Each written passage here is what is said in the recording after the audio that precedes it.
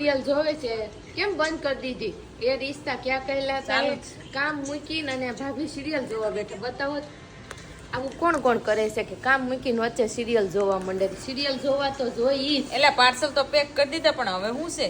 હજી કામ હોય ને તાઉદી હમણાં ક્યાં કામ છે? અહીંયા બધા આળોટો જ છો ક્યારના. ભલે ને આવડતા હોય તોય તે તમે જવાબ કોમેન્ટ કરજો અને જવાબ આપજો કે કામ મૂકીને વચ્ચે કોને ફરજિયાત સિરિયલ જોવા જાય છે. આમને જો ક્રિકેટ રમીને બહુ આળસ આવે છે.